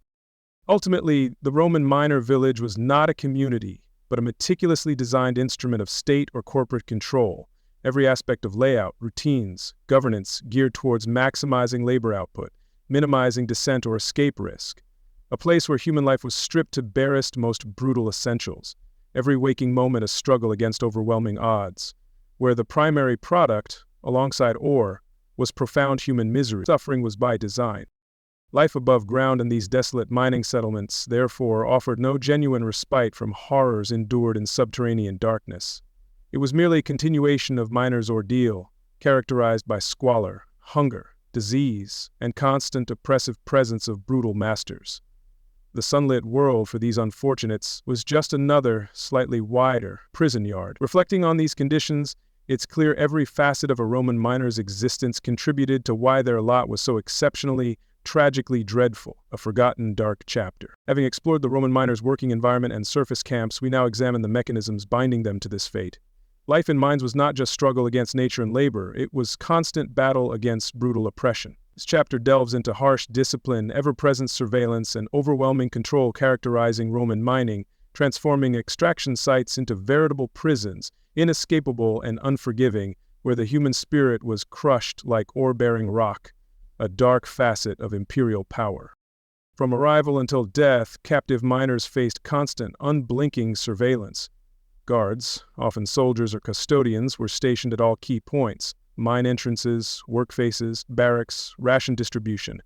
No place to hide, no unsupervised solitude. Every action noted, every glance scrutinized by control agents. This watchfulness aimed to maximize output and prevent resistance or escape, instilling a paralyzing psychological pressure, a sense that every movement might be observed and punished swiftly. Guards were varied, rarely compassionate. Many were auxiliary soldiers, hardened by frontier war, or legionaries unfit for frontline duty but capable of brutal discipline. Others were freedmen, earning position through loyalty or ruthlessness, or trusted slaves given authority over fellow bondsmen, often requiring greater harshness. Motivation was self-preservation, obedience, and petty rewards of power over the powerless. Their presence ensured the mine's grim rhythm continued, unbroken by dissent. The purpose of relentless surveillance was twofold: maximizing labor output by punishing slackness and preventing resistance, sabotage, or escape. Roman authorities knew their captive workforce's desperation. Constant watchfulness preempted rebellion, instilling a fear that every movement or whispered word might be reported, leading to terrible retribution. This pervasive scrutiny was a key tool in maintaining the oppressive order of the mining establishment, ensuring its profitability. For many miners, especially condemned ad Metalla or escape risks, physical restraints were constant even while working. Heavy iron chains and shackles on ankles limited stride, making rapid movement impossible. Wrists might also be chained, or they yoked to other miners, a clanking, miserable human chain gang. These restraints hampered escape and served as a constant, painful, humiliating reminder of their servile status and utter lack of freedom within the mine's oppressive confines. Chains often extended into supposed rest periods in barracks. At night, to prevent escapes or unrest, miners might be chained to sleeping platforms, heavy logs, or each other. Imagine being bound to a sick or dying companion, unable to move, sharing their final agonies. This practice transformed barracks into secure holding pens, ensuring authorities' grip remained tight even in sleep, a constant physical bondage reinforcing their captive state, denying even the illusion of respite. Beyond chains, other restraints were used. Convicts were often branded on the forehead or other visible parts, marking them as metallicus or servis poene. This permanent, disfiguring mark made them easily identifiable if they escaped, ensuring swift recapture. Movement within the mining camp was strictly curtailed, certain areas off-limits, passage between zones requiring permission or guard escort, further tightening the invisible net of control around their every action. The remote location of most Roman mines enhanced their function as inescapable prisons. Situated in rugged mountains, arid deserts, or dense forests, these sites were naturally isolated. Even if a miner evaded camp security, they faced surviving hostile wilderness with no food, water, or local knowledge. The wilderness itself became an extension of prison walls, a formidable natural barrier reinforcing man-made controls, deterring all but the most desperate or delusional escape attempts. The entire discipline system in Roman mines was predicated on ruthless application of fear and overwhelming physical force. Little attempt was made to motivate unfree workers through humane treatment. The prevailing Roman attitude towards slaves and criminals was that they were inherently lazy, untrustworthy, responsive only to pain's threat or application. Discipline was designed to be exemplary, break the will, and ensure absolute obedience through calculated terror, making resistance seem utterly futile. Adding to terror was the often arbitrary, unpredictable nature of punishment. While specific infractions drew retribution, punishments could be inflicted on a guard's whim for no reason other than asserting dominance or venting frustration. A miner looking a guard wrongly, coughing too loudly, or being in the wrong place could face a savage beating. This unpredictability kept miners in constant anxiety, never knowing when the lash might fall, fostering pervasive dread. Perhaps the most common trigger for punishment was accused laziness or slacking, pigrita. Overseers were under immense pressure for production quotas. Any perceived shortfall in a miner's effort, any slowing of pace from exhaustion, illness, or task difficulty could be interpreted as insubordination or idleness. Judgment was subjective, by men often ignorant of physical limits under duress, with every incentive to drive charges beyond those limits. Even minor perceived infractions resulted in harsh reprisals. Speaking without permission, accidentally dropping a tool, failing to respond quickly to orders, or a moment's hesitation could provoke a guard's anger. In the tense, brutalizing mine environment where tempers were short and authority absolute, little tolerance existed for anything construed as a challenge. The system demanded automaton-like compliance. Any deviation was swiftly, painfully corrected. Whipping or flogging was the most emblematic, frequently employed punishment. Implements varied from simple rods, vergi, to the dreaded flagum, a multi-thonged scourge often embedded with metal or bone to tear flesh. Victims were stripped, tied, or bent over, then subjected to specified lashes, delivered with full force. Pain was excruciating, wounds deep, bloody, often leading to severe infection and permanent scarring, if the victim survived the initial ordeal. Beyond formal flogging, summary beatings with clubs, heavy staffs, fuses, or guards' fists were everyday occurrences. These beatings were often spontaneous, delivered on the spot for any perceived offense, without pretense of hearing or procedure. A miner might be clubbed for stumbling, hesitating, or being too slow. Injuries ranged from severe bruising and broken bones to internal damage, often leaving victims unable to work, leading to further punishment or death by neglect. Deliberate withholding of already meager food rations was another cruel, effective control method. For a workforce chronically malnourished, on starvation's edge, loss of a day's food was devastating. It sapped remaining strength, increased vulnerability to disease, and broke their will. Sometimes entire groups were punished with reduced rations if collective output fell. hunger becoming an instrument of state-sanctioned torture and coercion, a slow, grinding torment. Assigning extra labor or particularly odious, dangerous tasks was another common punishment. A miner incurring an overseer's displeasure might be forced to work longer shifts, perhaps through night, or move to a mine section known for instability, foul air, or extreme heat. Given impossibly heavy loads or tasks for the strongest, their exhausted bodies were pushed to collapse. This served as punishment and hastened demise of those deemed troublesome. Many brutal punishments, especially formal floggings, were deliberately public, in full view of other miners. This served multiple purposes, acting as a powerful deterrent, graphically illustrating disobedience's consequences, humiliating the victim, stripping remaining dignity, reinforcing powerless status. Collective witnessing of such brutality instilled fear and submission in all present, quashing nascent thoughts of defiance through shared terror, a spectacle of power. For Roman miners subjected to this relentless brutality, there was no appeal, no hope of recourse or justice. Slaves and condemned criminals had no legal standing to complain.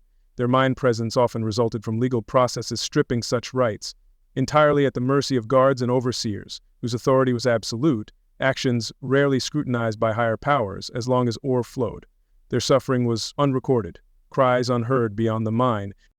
In such a desperate, oppressive environment, miner solidarity was severely tested, sometimes broken. To gain slight favor, extra food, or avoid punishment, some miners might act as informers, delatores, reporting on fellows' perceived laziness, rule-breaking, or escape plans. This insidious practice, encouraged by authorities, sowed distrust, making organized resistance more difficult, further isolating individuals in misery, a psychological tool as effective as any whip. Dream of escape, however fleeting, must have occurred to many, but realization was almost impossible. Physical barriers were formidable: mandibles, high walls, watchtowers, guarded gates, unforgiving wilderness. Miners were often physically weakened, making arduous flight challenging. Many kept in chains, especially at night, or if deemed escape risks, rendering attempts futile. The entire system was meticulously designed to prevent this ultimate act of defiance against their captors. Even if a miner overcame immediate camp security, long-term freedom chances were slim. Local populations, if any, were often indifferent, hostile, or incentivized to turn them in. Branded convicts were easily identifiable. Without local terrain, knowledge, food, water, or shelter, and with distinctive appearance or inability to speak local dialect, an escaped miner was a conspicuous, vulnerable target, easily hunted by patrols or bounty hunters. Penalties for attempted escape were most severe, designed to extinguish such thoughts. If caught, likely outcome, an escaped miner faced almost certain, often brutal death. Not quick or merciful, extreme torture, public flogging to death, crucifixion, agonizing, humiliating, for slaves/serious criminals, or thrown to wild beasts. Sometimes, killed on spot by captors, bodies left as a grim warning to those left behind. To further deter escapes and break conspiracies, authorities sometimes used collective punishment.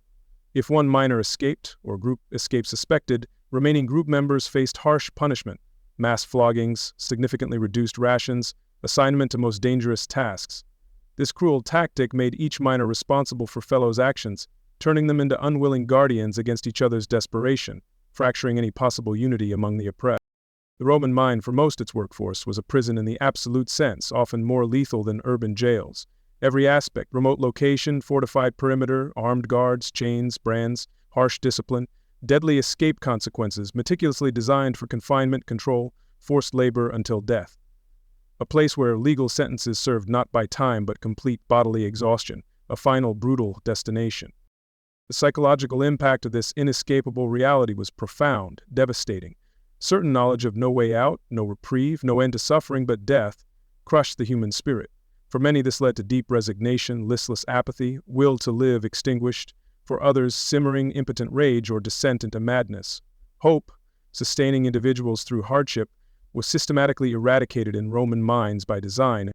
Roman genius for organization, evident in military and architecture, was chillingly applied to control systems in mines. Not haphazard enterprises, carefully managed imperial economy components, designed for maximum resource extraction at minimal cost. Human life, the most expendable variable.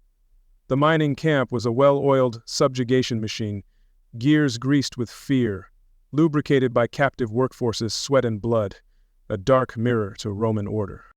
While overt, organized resistance was exceptionally rare due to overwhelming force and surveillance, fleeting moments of individual defiance or quiet non-cooperation may have occurred. A tool intentionally broken, a moment of shared silence for a fallen comrade, a muttered curse. Such acts, if detected, brought swift punishment. Overwhelming reality for miners was complete powerlessness against a system negating their humanity, reducing them to labor instruments. Brutality and control were not incidental byproducts of Roman mining, they were intrinsic, essential for its functioning, with unfree, unwilling labor. Constant threat of lash, omnipresent guards, chain weight, escape hopelessness were invisible structures ensuring mineral wealth flowed to empire's heart. This grim coercion system stands as stark testament to Roman power's human cost, a dark foundation for its glittering superstructure, a chilling reminder of exploitation's depths. We've journeyed through Roman mines' darkness, witnessed relentless labor, felt ever-present dangers. For survivors of immediate threats, cave-ins, floods, accidents, the mine exacted another insidious toll. This chapter explores the sickness that stayed, devastating long-term health consequences plaguing Roman miners, diseases settling deep within, ensuring that even if they escaped quick death, slow, agonizing decline awaited. The mine's legacy was etched not just in scarred landscapes but in ravaged lungs and poisoned systems of its workforce, a grim inheritance from the earth. Acute injuries, while horrifyingly common, were not the only physical calamities. Beyond crushed limbs, broken bones, and gaping wounds were unseen enemies, slow-acting destroyers of health creeping into bodies through the air they breathed, materials they handled, and meager sustenance they consumed. These were chronic illnesses, occupational diseases that, once established, rarely relinquished their grip, turning miners' bodies into prisons of pain and progressive decay long after their labor in a particular shaft ceased, if they survived that long to see such a day. Chief among these insidious afflictions were respiratory diseases, born from constant, unavoidable inhalation of rock dust. As we've seen, mine air was perpetually thick with fine particles from chipping, hammering, and grinding stone. This dust, a gritty fog illuminated by feeble lamplight, was drawn deep into lungs with every labored breath, day after grueling day, year after agonizing year for those who endured. It was a relentless assault on the delicate tissues of the respiratory system, an airborne poison delivered with each gasp. While Romans lacked terminology for silicosis or pneumoconiosis, they knew its devastating symptoms. The culprit, often fine crystalline silica dust, a major component of rock, especially quartz-bearing ores. When these microscopic, sharp-edged silica particles were inhaled, they embedded deep within lung tissue, triggering persistent inflammation. The body's attempts to encapsulate these particles led to scar tissue formation, a slow, inexorable hardening of the lungs, making each breath a greater effort than the last. The afflicted miner initially experienced a persistent, dry cough. As disease progressed, this joined increasing shortness of breath, making slight exertion a struggle. Chest pain, a feeling of tightness, became a constant companion. The individual lost weight, body wasting as lungs struggled to provide enough oxygen. This condition, often generically termed miner's lung, or consumption in ancient texts describing similar wasting illnesses, was a hallmark of long-term exposure to the dust-filled mine environment, a slow, internal suffocation. Tragically, these dust-induced lung diseases were progressive and irreversible. Once significant scar tissue formed, there was no cure, no way to expel damaging particles or repair tissue. Even if a miner was removed from the dusty environment, an unlikely scenario, the disease often continued its relentless advance. Things became less efficient at oxygen exchange, leading to profound weakness, extreme fatigue, and heightened susceptibility to other respiratory infections like pneumonia or tuberculosis, which could prove rapidly fatal. Romans, for all their engineering, had limited understanding of occupational diseases, especially airborne particulates. While writers like Pliny noted dangers of certain dusts, suggesting miners use loose bladders over faces as primitive respirators, such measures were likely ineffective, rarely implemented, and not for the unfree workforce. No concept of dust suppression techniques is known today, nor real effort to improve ventilation for health or extraction was priority, not worker well-being or longevity. Alongside the assault on their lungs, Roman miners faced another insidious enemy: heavy metal poisoning. Many valuable ores were geologically associated with toxic heavy metals like lead, mercury, and arsenic. During mining, crushing, and rudimentary smelting, dust and fumes laden with these poisonous elements were released. Miners absorbed toxins through inhalation, ingestion of contaminated food or water, and skin contact, leading to slow, cumulative poisoning of their entire system, a hidden internal decay. Lead poisoning Saturnism was a significant hazard, particularly in mines where lead ores like galena were extracted for silver or lead itself. Miners inhaled lead-laden dust and fumes, food and water became contaminated. Symptoms of chronic lead poisoning were varied: severe abdominal pain, lead colic, constipation, loss of appetite, metallic taste, fatigue, muscular weakness. Neurological effects included tremors, headaches, irritability, memory loss, and in severe cases, paralysis, seizures, and profound madness. Lead, once absorbed, accumulates in the body, particularly bones, persisting for decades, slowly leaching out, causing damage long after exposure ceased. It interferes with enzyme systems affecting virtually every organ: nervous system, kidneys, reproductive organs. Romans were not entirely ignorant. Vitruvius noted lead workers' unhealthy pallor and advised against lead pipes for drinking water. For miners, direct, massive exposure was unavoidable, a daily dose of insidious poison with every task. Mercury poisoning presented an even more terrifying array of symptoms, particularly associated with mining cinnabar, mercury sulfide, primary ore of mercury. Almaden mines in Spain were infamous.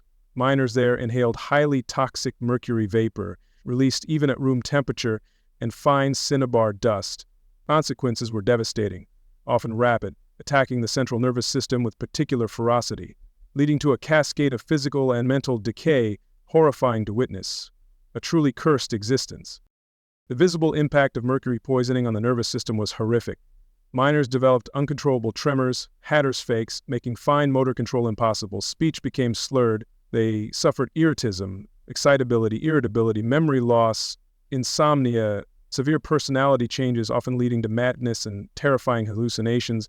Physical decay included loosening teeth, kidney failure, general body wasting. A sentence to mercury mines was a cruel short path to dreadful death.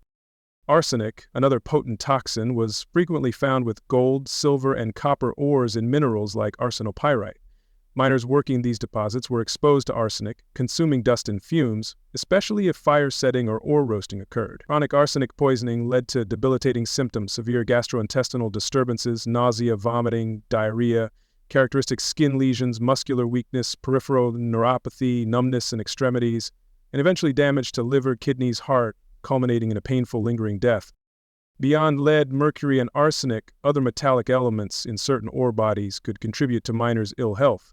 Traces of antimony, cadmium, or other toxins, while perhaps not causing distinct poisoning syndromes alone, added to the overall toxic burden. The reality for many miners was likely complex: cumulative poisoning from multiple heavy metals simultaneously, each contributing to physical decline, interacting to amplify detrimental effects, a perfect storm of internal decay from their daily work. Leaving aside specific poisonings and lung diseases, the sheer, unrelenting physical nature of the work, in contorted positions for endless hours, guaranteed a life of chronic pain for most Roman miners surviving more than a few months. Old injuries, poorly set fractures, torn muscles, deep lacerations, ached constantly. Joints, subjected to repetitive strain, became inflamed and arthritic. Back problems from stooping and lifting were endemic. This pervasive, grinding pain was a daily reality, met with no relief. Exhaustion experienced by miners was not simple tiredness. It was profound, systemic exhaustion, settling deep into bones and marrow, a fatigue they never truly recovered from. Each day began with depleted energy, each shift pushing them further into utter depletion. This chronic exhaustion weakened immune systems, made them prone to accidents, and contributed to pervasive hopelessness. It was a living state of being perpetually drained, a human battery run down. Grossly inadequate, monotonous diet, mainly coarse grains, little fresh fruit, vegetables, or quality protein, inevitably led to malnutrition, illnesses. Scurvy from vitamin C deficiency was common: bleeding gums, loosened teeth, joint pain, poor wound healing. Anemia, often from iron deficiency despite mining iron, caused fatigue. General cachexia, or body wasting, was ultimate outcome of chronic undernourishment combined with excessive labor, leaving emaciated specters. This chronic malnutrition catastrophically impacted miners' immune systems. Lacking essential vitamins, minerals, and calories, bodies were ill-equipped to fight common infections. A simple cold could become pneumonia, a minor abrasion a raging infection. highly susceptible to diseases, thriving in unsanitary, overcrowded mining camps, dysentery, typhus, tuberculosis. These settlements became death traps, one illness following another, in a relentless assault on weakened frames. For most Roman miners, particularly slaves and convicts, meaningful medical care was entirely non-existent. No physicians tended their ailments, no infirmaries treated injuries or nursed sickness. If a miner fell ill or was injured, typically left to their own devices, or crudely attended by fellow sufferers with no medical knowledge. Broken bones left unset or bound with rags, gaping wounds packed with dirt, this absence of care ensured many survivable conditions became fatal. The prevailing attitude of mine operators and Roman authorities towards unfree workforce's health was callous indifference. These individuals were viewed as disposable commodities, easily replaceable cogs in resource extraction machinery. If a slave or convict became too sick or injured to work, they were useless. Little effort or expense wasted nursing them, more economically viable to let them die and procure a replacement. Their suffering was an accepted cost of mining.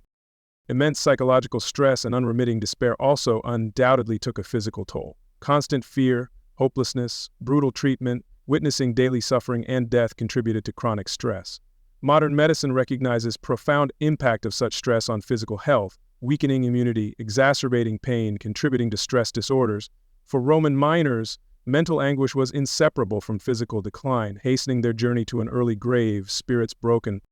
Cumulative effect of horrific working conditions, constant dangers, rampant diseases, brutal treatment, and lack of care was an incredibly low life expectancy. While precise figures are impossible, ancient writers and archaeological evidence strongly suggest that for many, particularly in harshest mines, mercury, deep-level gold, survival was measured in months, not years. Even in less immediately lethal environments, few endured more than a handful of years before succumbing. Was a place of swift decline. The Roman mine was in essence a place of accelerated death. Average Roman life expectancy was already low, perhaps 25, 35 years at birth. For a miner, such figures were an impossible dream.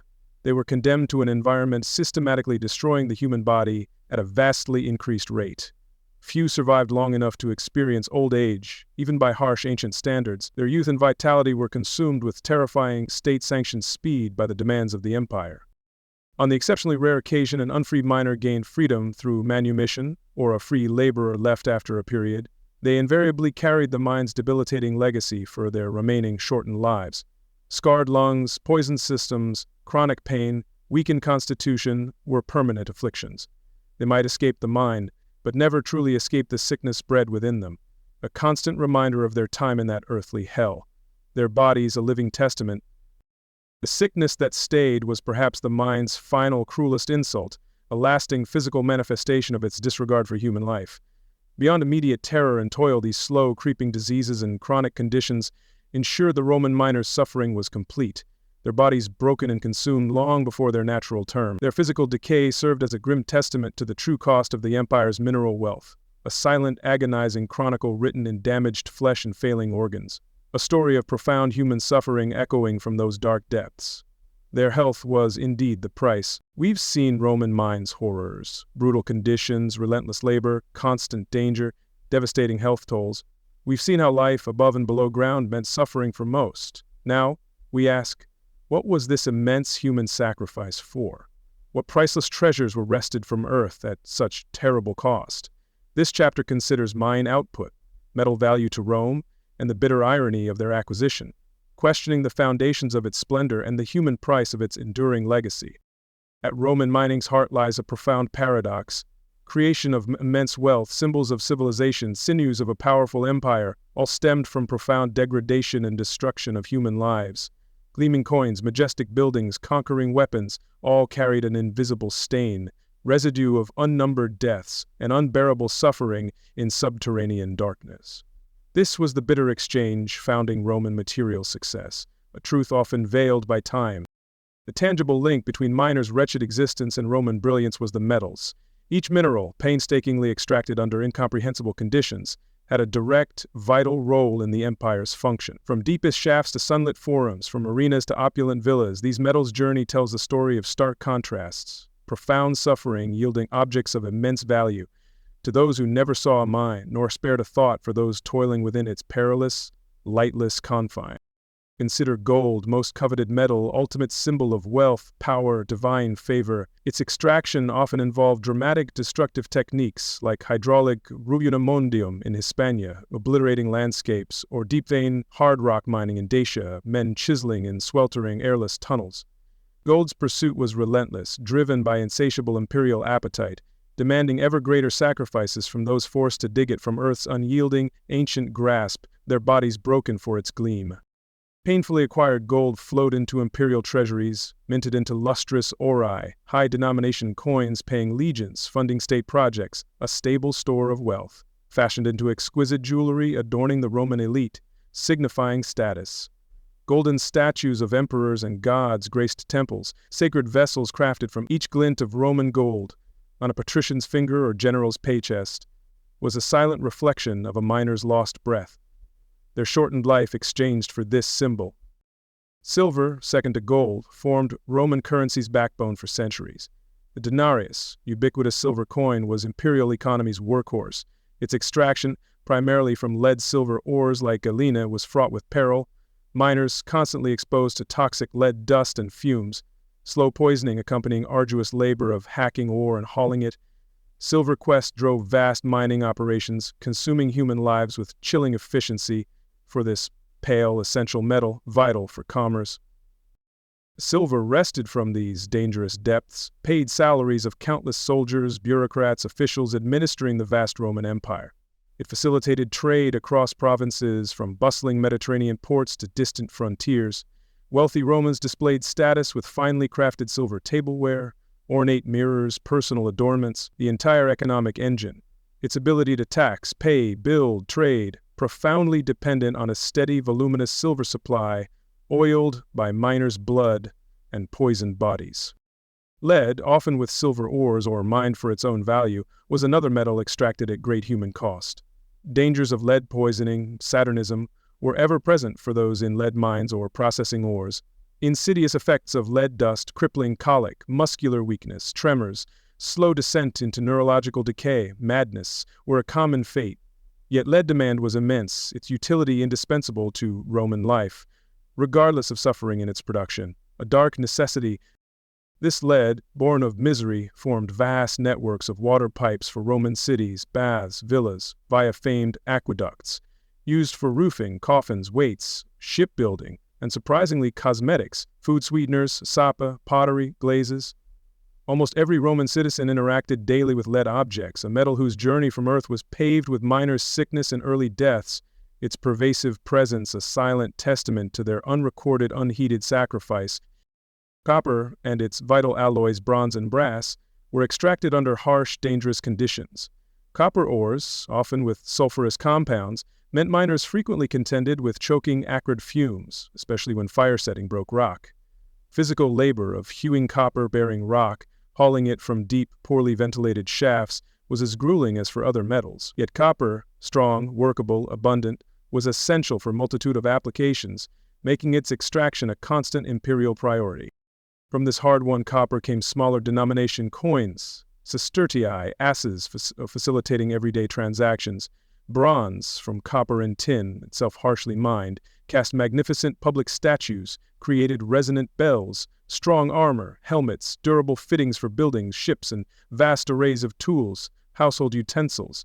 Brass, a copper-zinc alloy, offered golden sheen for decorative items. Copper's utility and beauty were directly proportional to hardship endured by those who mined it from the earth. Iron, less glamorous than gold or silver, was arguably utilitarian metal's king, bedrock of Roman technological military strength. Its mining, often in extensive open-cast or shallow underground operations, still involved immense physical exertion, significant dangers from rockfalls, tunnel collapses. Sheer iron quantity required by empire meant vast operations consuming enormous labor as men hacked, smelted reddish-brown ores under sun or in smoky foundries, bodies strained to absolute limit. Iron painfully extracted and smelted by these laborers transformed into tools and instruments building, maintaining the Roman world. It fashioned legions' formidable weaponry, gladius, pilums, scutums, bows, and armor, became plowshares tilling empire's agricultural heartlands, sickles harvesting grain, axes clearing forests, iron nails, clamps, hinges Tools were essential for Roman construction. From monumental temples to humble dwellings, everyday life filled with iron objects, each a product of exhausting labor. Rome's grand enduring infrastructure, renowned paved roads, netting provinces, magnificent aqueducts bringing water, awe-inspiring temples, theaters, amphitheaters, public baths, all testaments to Roman engineering, wealth. This wealth, often the very materials, directly or indirectly, reliant on relentless mine output. Surplus from selling metals or metals themselves funded projects, provided tools, a stone legacy built on human suffering's foundation, unseen but integral. A stark, unsettling contrast exists between celebrated longevity, grandeur of Roman material achievements, ruins still inspiring awe, and ephemeral, brutalized, tragically short lives of countless miners making it possible. Monuments endured centuries, men digging wealth, funding them, often endured few agonizing years or months in this imperial project's service. Their names unrecorded, graves unmarked, suffering invisible in Rome's grand glory narrative, a silent, forgotten counterpoint. From Roman state and elite perspective, acquiring these metals was a non-negotiable necessity. Gold, silver, essential for monetary system, state finances, projecting power. Iron, vital for military dominance, agricultural productivity. Lead, copper, indispensable for infrastructure, daily life. Continuous supply, paramount for maintaining, expanding what they considered civilization. A goal seemingly justifying any means, however harsh, for those at the bottom of this brutal chain of production. Miners, particularly unfree, formed an invisible, unacknowledged foundation for Rome's power and culture. Their intense suffering, daily exposure to death, disease, complete lack of freedom or hope. Distant, abstract costs, if considered by those benefiting. Polished marble, emperor's gold, lead pipes. None overtly spoke of their dark origin, conditions, or human anguish embedded within. This silence was a necessary component of the imperial facade, a carefully maintained ignorance. Roman mining operated on grimly efficient principle of disposable labor. As long as empire conquered, or its legal system condemned criminals, a perceived endless supply of fresh bodies replaced those perishing. Slaves, convicts, POWs, seen not as individuals but expendable resources like timber or fuel consumed in relentless extraction. Constant replenishment ensured metal output continued unabated regardless of horrific attrition, a brutal calculus of imperial economics that valued profit over people. Price of glory often evokes soldiers dying on battlefields, yet an equally valid, less celebrated price was paid daily in mine darkness. This glory, wealth, power, architecture, culture for a significant underclass, built on their abject misery, forced labor, chronic sickness, premature deaths. Empires glitter inextricably linked to grime and gore of its mining, a truth complicating simple admiration of its achievements, revealing a darker, more complex reality. Reflecting on Roman mine output, it's clear Rome's gleaming legacy, coins, art, buildings, infrastructure, cannot be separated from the dark price paid by those extracting raw materials. Metals were priceless to the empire's function, but human labor, procuring them, was treated as worthless, a disposable commodity in the grand imperial scheme. This profound imbalance between product value and human life value remains a somber, challenging aspect of understanding Roman glory, a glory built on so much forgotten pain, a truth buried with the miners themselves. Our journey through Roman mining's shadowed depths now draws to its quiet close. We have explored an empire's hunger for Earth's hidden treasures and the brutal realities for those tasked with wresting them free. We've walked in imagination through dark tunnels, felt oppressive air, and witnessed crushing rock and human cruelty. As we leave this grim history, we reflect on why it so profoundly sucked to be a Roman miner and remember those whose lives were consumed by this relentless, unforgiving pursuit, their individual stories largely lost to the vast silence of time. It sucked, first and foremost, because of the unceasing, body-breaking labor. Day after day, in perpetual darkness or feeble lamplight, men, and sometimes children, hacked at unyielding rock with primitive tools. They toiled in cramped, contorted positions, muscles screaming, lungs filled with abrasive dust and foul, oxygen-starved air. The underground world itself was an alien, hostile environment, offering suffocating heat or chilling damp, a place inimical to human comfort, where every moment was a physical struggle against the earth they dismembered for others. It sucked because of constant, terrifying dangers lurking in every shadow, the sudden thunderous roar of a cave-in, burying men alive, the insidious creep of rising water, threatening to drown or trap, the invisible menace of toxic fumes from lead, mercury, or arsenic, slowly poisoning their bodies. Beyond immediate threats, the certainty of long-term disease, miners' lungs stealing breath, heavy metal poisoning ravaging minds and nerves, chronic pain, their constant companion. Health was a fleeting dream, sickness an expected, unwelcome guest. It had sucked profoundly because of absolute lack of freedom and pervasive, systematic brutality. The workforce, overwhelmingly slaves, condemned criminals, prisoners of war, had no rights, no voice, no hope of reprieve. They were property, expendable tools, constant surveillance by harsh guards, clanking chains, arbitrary, savage punishments for slightest perceived infraction, whippings, beatings, starvation, ensured the mine was not just a workplace, but a high sexual prison, a place of absolute control where human dignity was systematically extinguished, day by agonizing day. And ultimately it sucked because life within this system was almost invariably, tragically short. Relentless labor, hazardous conditions, rampant disease, malnutrition, brutal treatment meant a Roman miner's life expectancy was appallingly low. For many, especially in harshest mines, survival measured mere months, not years. They entered often in youth or prime, only to be ground down, consumed with terrifying speed. The mine was a place of accelerated death, a voracious beast devouring human lives to fuel empire's ambitions, a final, grim, and inescapable destination. Considering the vast scale of Roman mining across centuries and a massive empire, lives consumed are almost impossible to fathom. Hundreds of thousands, perhaps millions over time, each with a story, extinguished potential, silent suffering. They are nameless statistics behind grand figures of Roman mineral output, an immense, invisible army of the damned whose collective agony is too vast to comprehend, their identities lost to dust, their cries unheard by history's chroniclers. History, as often recorded, focuses on emperors' deeds, generals' strategies, great battles, monumental edifices. Roman elite voices echo through writings, statues, grand tombs, but of miners, providing materials for that wealth, those monuments, history is largely, tragically, silent. They are forgotten footnotes, unacknowledged laborers whose suffering paved imperial glory's way, their lives deemed too insignificant, plight too unpleasant, for much notice from contemporary writers focused on power and spectacle. The immense wealth, enduring infrastructure of the Roman Empire, its roads, aqueducts, temples, economic stability, were literally built upon broken bodies, poisoned lungs, impossibly short lives of these miners. Gold and silver filling imperial coffers, lead piping water, iron arming legions, all extracted at unimaginable human cost. Minerals were priceless to a state bent on power. Human labor obtaining them was, in stark, terrible contrast, treated as utterly disposable, a renewable resource of suffering drawn from the conquered and condemned. As we now let the silence settle, perhaps hold a quiet thought for these forgotten lives. Consider the weight of their unrecorded sacrifice, sheer magnitude of human potential extinguished in those dark, unforgiving places. Their anonymity doesn't diminish their suffering's reality, nor their unwilling contribution to a civilization whose legacy surrounds us.